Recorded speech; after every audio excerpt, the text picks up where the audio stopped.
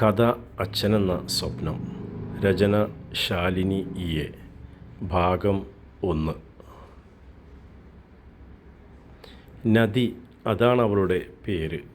അവൾക്ക് അമ്മ മാത്രമേയുള്ളൂ, യാമിനി. ഒരു പ്രൈവറ്റ് സ്കൂളിലെ സംഗീത അധ്യാപികയാണ് യാമിനി.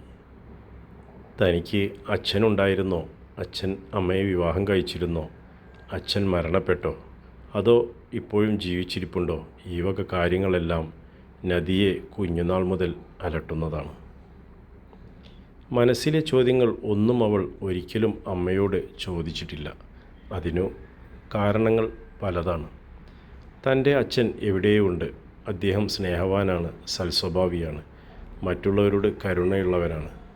അവളുടെ മനസ്സിലെ അച്ഛൻ്റെ രൂപം ഇതായിരുന്നു. ഒത്തിരി നീളമുള്ള, അത്യാവശ്യം തടിയുള്ള, ഭംഗിയുള്ള, മീശയുള്ള, വെളുത്തു സുന്ദരനായ അച്ഛൻ. താൻ അച്ഛനെക്കുറിച്ച് അന്വേഷിക്കുമ്പോൾ അമ്മയുടെ മറുപടി തൻ്റെ മനസ്സിലെ സങ്കല്പങ്ങൾക്ക് വിരുദ്ധമാണെങ്കിൽ അത് എത്രമാത്രം തന്നെ വേദനിപ്പിക്കും എന്നുള്ളതാണ് അവളുടെ സങ്കടം. അക്ഷരങ്ങൾ കൂട്ടിയെഴുതാൻ പഠിച്ച അന്നു മുതൽ മാസത്തിൽ 1 എന്ന വീതം അവൾ അച്ഛന് കത്തെഴുതുമായിരുന്നു. ആ ഒരു മാസം അവൾക്ക് എന്തൊക്കെ സംഭവിച്ചു? സന്തോഷവും സങ്കടവും അവളുടെ ആഗ്രഹങ്ങളും എല്ലാം നിറഞ്ഞതായിരിക്കും ആ കത്ത്. എനിക്കത്രയും സ്നേഹമുള്ള എൻ്റെ അച്ഛന്, അതായിരിക്കും എല്ലാ കത്തിൻ്റെയും തലക്കെട്ട്. ആ ഒരൊറ്റ വാക്കിൽ അച്ഛനോടുള്ള അവളുടെ മുഴുവൻ സ്നേഹവും അടങ്ങിയിരിക്കും.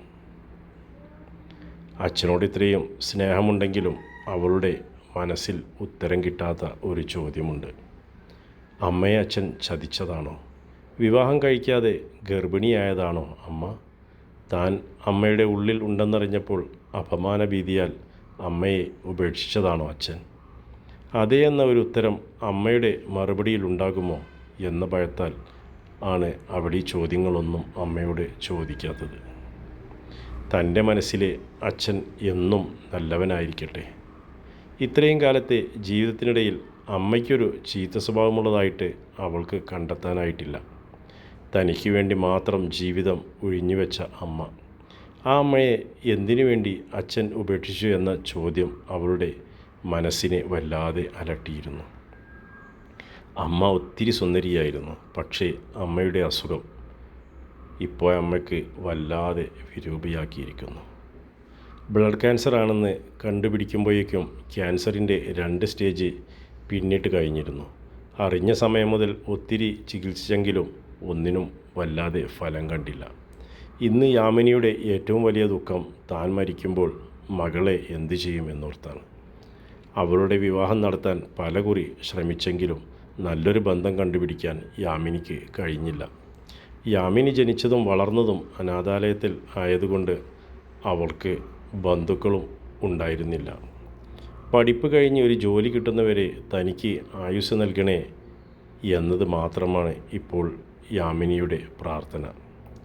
BBA ഫൈനൽ ഇയർ വിദ്യാർത്ഥിനിയാണ് നദി. ഫുൾ നെയിം നദി യാമിനി. എല്ലാവരുടെയും പേരിൻ്റെ കൂടെ അച്ഛൻ്റെ പേരായിരിക്കും ചേർക്കുന്നത്. എന്നാൽ നദിയുടെ പേരിന് കൂടെ നദിയുടെ അമ്മയായ യാമിനിയുടെ പേരാണ് ചേർത്തിട്ടുള്ളത്. ഡിഗ്രി കഴിഞ്ഞ് MBA കൂടി എടുത്താൽ ഏതെങ്കിലും നല്ല കമ്പനിയിൽ അവൾക്ക് ജോലി കിട്ടുമെന്ന പ്രതീക്ഷയിലാണ് യാമിനി. അസുഖം കൂടിയതുകൊണ്ട് ഇപ്പോൾ സ്കൂളിലേക്ക് പഠിപ്പിക്കാനും പോകുന്നില്ല. സ്വരുക്കൂട്ടി വെച്ചതെല്ലാം ചികിത്സക്കും നദിയുടെ പഠിപ്പിനും ഉപയോഗിച്ചു കഴിഞ്ഞപ്പോൾ ബാലൻസ് ശൂന്യമായി. തുടർന്നുള്ള ജീവിതം എങ്ങനെ മുന്നോട്ട് കൊണ്ടുപോകുമെന്ന് യാമിനിക്കറിയില്ലായിരുന്നു. നല്ലൊരു ഗായികയായ യാമിനിക്ക് സിനിമയിൽ അവസരം കിട്ടിയിരുന്നുവെങ്കിലും അവരത് സ്വീകരിക്കാൻ തയ്യാറായില്ല. നദിയും നന്നായി പാടുമായിരുന്നു. കുഞ്ഞുനാൾ മുതൽ അമ്മ തന്നെയാണ് അവളുടെ ഗുരുവും. അന്ന് നദിയുടെ കോളേജിലെ പുതിയ ഡിപ്പാർട്ട്മെൻറ്റിലെ ഉദ്ഘാടനമാണ്. ആ കോളേജിലെ പൂർവ്വ വിദ്യാർത്ഥിയും പ്രശസ്ത പിന്നണി ഗായകനുമായ ബദ്രിനാഥാണ് മുഖ്യാതിഥി. പലരും കാണാൻ ആഗ്രഹിക്കുന്ന, കേൾക്കാൻ ആഗ്രഹിക്കുന്ന സ്വരമാധുര്യത്തിൻ്റെയും അപൂർവ സൗന്ദര്യത്തിൻ്റെയും ഉടമ. ബാച്ചിലർ ആയതിനാൽ പല പെൺകുട്ടികളുടെയും ആരാധനാമൂർത്തി. അതുകൊണ്ട് തന്നെ കോളേജിലെ ഫംഗ്ഷനിൽ എല്ലാ പെൺകുട്ടികളും പുതിയ പട്ടുസാരി ഉടുത്തിട്ടാണ് വന്നിരിക്കുന്നത്. നദിക്കും പുതിയൊരു സാരി വാങ്ങണമെന്ന് ആഗ്രഹമുണ്ടായിരുന്നു. അത് പക്ഷേ ബദ്രിനാഥിനെ കാണിക്കാൻ ഒന്നുമല്ല, പുതിയൊരു പട്ടുസാരി ഉടുക്കാനുള്ള മോഹം കൊണ്ടാണ്. എന്നാൽ അമ്മയുടെ അസുഖം കാരണം പുതിയ സാരി എടുക്കുക എന്ന മോഹം അവളങ്ങ് ഉപേക്ഷിച്ചു. അമ്മയുടെ സാരികളിൽ വെച്ച് ഏറ്റവും ഭംഗിയുള്ള ഒരു സാരി സെലക്ട് ചെയ്ത് അതെടുത്താണ് അവൾ കോളേജിലേക്ക് പോയത്. കോളേജിലെ ആസ്ഥാന ഗായികയാണ് നദി. അതുകൊണ്ട് ആ സ്റ്റേജിൽ അവൾ അവതരിപ്പിക്കുന്ന ഒരു കവിതയുണ്ട്. നിനക്ക് കുറച്ച് മുല്ലപ്പൂ വാങ്ങി വെച്ചിട്ട് വന്നുകൂടെ പെണ്ണേ, ഞങ്ങളൊക്കെ ഒരുങ്ങി നിൽക്കുന്നത് കണ്ടില്ലേ. അവളെ കണ്ടപാടെ നിത ഓടി വന്ന് ചോദിച്ചു. ക്ലാസ് റൂം എന്ന് പറയുന്നതിനേക്കാൾ അതൊരു ബ്യൂട്ടി പാർലർ എന്ന് പറയുന്നതായിരിക്കും ശരിയെന്ന വിധത്തിൽ ആയിരുന്നു പെൺകുട്ടികളുടെ ഒരുക്കം. എല്ലാവരും പട്ടിലും പൊന്നിലും പൂവിലും നിറഞ്ഞു നിൽക്കുകയാണ്. പുട്ടിയിട്ട മുഖത്ത് കട്ടിയിൽ ലിപ്സ്റ്റിക്കും കണ്ണിൽ കനത്തിൽ കരിയുമെഴുതി നിൽക്കുന്ന ഓരോരുത്തരിലേക്കും ചിരിയോടെ നോക്കി നിൽക്കുകയാണ് നദി. അവൾ തന്നിലേക്ക് തന്നെ ഒന്ന് നോക്കി. പട്ടുസാരി എടുത്ത് നീളമുള്ള മുടി പിന്നി തുമ്പെടുത്ത് ക്ലിപ്പിട്ട് ഒരു കുഞ്ഞു പൊട്ടും അതിനു മുകളിൽ ഒരു കുഞ്ഞു ചന്ദനക്കുറിയും നേരിയ തോതിലുള്ള കരിമഷിയും. ഇതാണ് നദിയുടെ ഒരുക്കം. അല്ലെങ്കിലും നദി ഇതാണല്ലോ. ഇത്രയും ആർഭാടം മതി നദിക്ക്. നിനക്കെന്താ നിത, ഇങ്ങനെയൊക്കെ അണിഞ്ഞൊരുങ്ങിയ നമ്മളെക്കാൾ എന്ത് ഭംഗിയുണ്ട് നദിയെ കാണാൻ. പിന്നാലെ വന്ന നമിതയോടാണ് ആ വാക്കുകൾ. സ്റ്റേജിൽ പരിപാടികൾ തുടങ്ങി. ആൺകുട്ടികളും പെൺകുട്ടികളും അടങ്ങുന്ന ഓഡിറ്റോറിയം കളർഫുള്ളായിരുന്നു. മുഖ്യാതിഥിയെ എല്ലാവരും ചേർന്ന് സ്റ്റേജിലേക്ക് ആദരപൂർവ്വം വരവേറ്റു. ഉദ്ഘാടനത്തിന് ശേഷം ബദ്രിനാഥ് 2 വാക്ക് സംസാരിക്കാനായി മൈക്കിന് മുന്നിലേക്ക് വന്നു. ഡിയർ ഫ്രണ്ട്സ് എന്ന സംബോധനയ്ക്ക് തന്നെ നീണ്ടുനിന്ന കരഘോഷമായിരുന്നു മറുപടി. ഗൗരവമാർന്ന ആ മുഖത്ത് ഇടയ്ക്ക് വിരിയുന്ന പുഞ്ചിരിയും ഗാംഭീര്യമാർന്ന സ്വരത്തിൽ പറയുന്ന ഫലിതങ്ങളും പെൺകുട്ടികളുടെ മനസ്സിനെ വേറൊരു തലത്തിൽ കൊണ്ടെത്തിച്ചു. എല്ലാവരുടെയും മനസ്സിൽ ബദ്രിനാഥിനോടുള്ള ആരാധന നിറഞ്ഞു നിൽക്കുകയാണ്. അദ്ദേഹത്തിൻ്റെ സംസാരം കഴിഞ്ഞതും എല്ലാവരും ആവേശത്തോടെ കൈയടിക്കുകയാണ്. അടുത്തതായി വേദിയിൽ നദി യാമിനി അവതരിപ്പിക്കുന്ന കവിത. അനൗൺസ്മെൻറ്റ് മുഴങ്ങിയപ്പോൾ തന്നെ നദിക്ക് ടെൻഷനായിരുന്നു. ഇത്രയും വലിയൊരു ഗായകന് മുന്നിൽ, അതും വലിയ വലിയ അവാർഡുകളൊക്കെ വാങ്ങിക്കൂട്ടിയ ഒരാൾ, അയാൾക്ക് മുൻപിലാണ് ഒരു പീറ കവിതയുമായി താൻ ചെന്ന് നിൽക്കുന്നത്. അവജ്ഞ തോന്നാതിരുന്നാൽ മതിയെന്ന പ്രാർത്ഥനയോടെ നദി മൈക്കിന് മുന്നിൽ ചെന്ന് നിന്നു.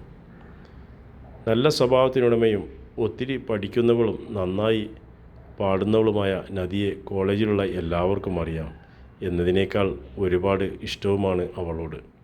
അതുകൊണ്ട് തന്നെ ബദ്രിനാഥിന് കിട്ടിയതിനേക്കാൾ കുറവല്ലാത്ത വിധം കയ്യടിയോടെ തന്നെ ഓഡിയൻസ് അവളെയും സ്വീകരിച്ചു.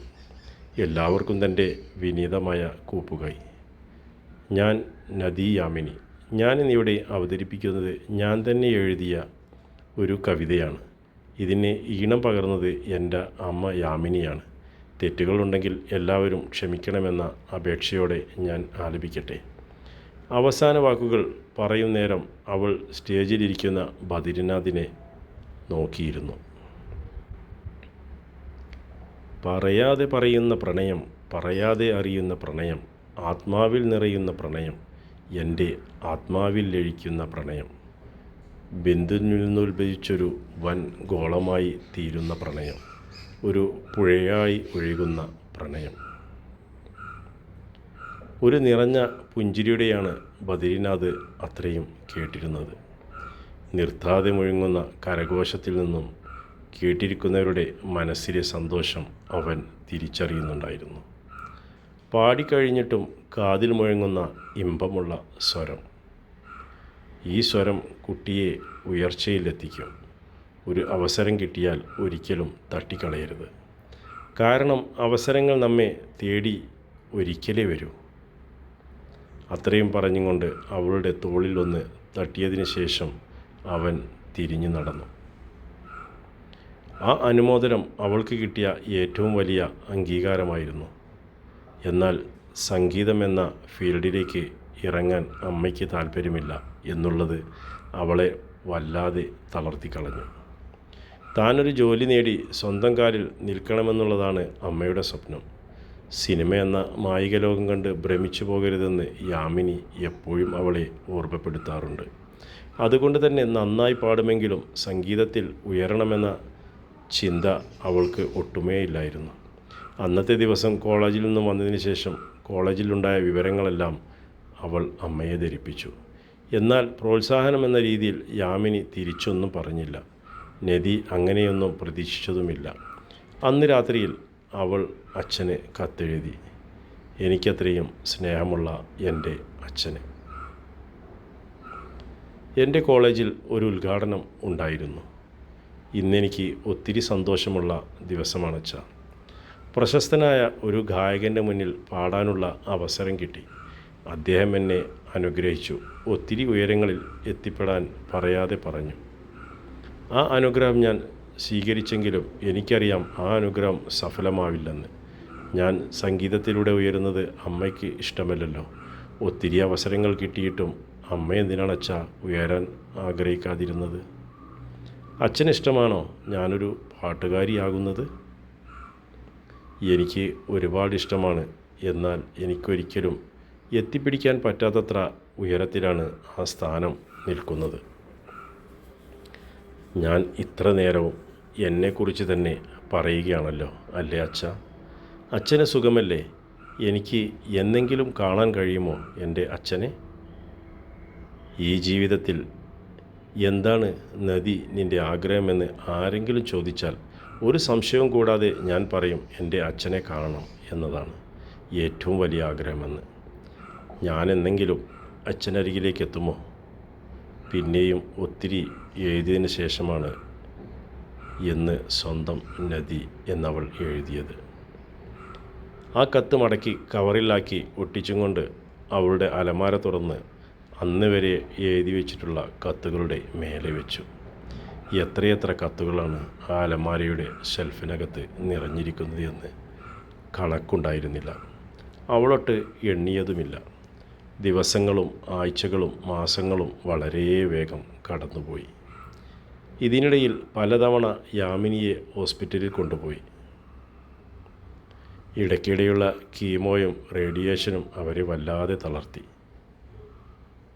ഇനി തനിക്ക് അധിക ദിവസം ഭൂമിയിലില്ലെന്ന് അവരുടെ മനസ്സ് അവരോട് തന്നെ പറഞ്ഞുകൊണ്ടിരുന്നു. മരണം എത്തുന്നതിന് മുൻപേ നദിയെ സുരക്ഷിതമായ ഒരു കൈകളിലേൽപ്പിക്കാൻ അവർ ആത്മാർത്ഥമായി ആഗ്രഹിച്ചു. ആ സമയത്താണ് ബദ്രിനാഥ് പാടുന്ന സിനിമയിലേക്ക് ഫീമെയിലായി ബദ്രിനാഥിൻ്റെ നിർദ്ദേശപ്രകാരം അദ്ദേഹത്തിൻ്റെ മാനേജർ നദിയുടെ കോളേജ് പ്രിൻസിപ്പാളിൻ്റെ അടുത്തെത്തുന്നത്. കഥയുടെ അടുത്ത ഭാഗം നാളെ ഇതേ സമയം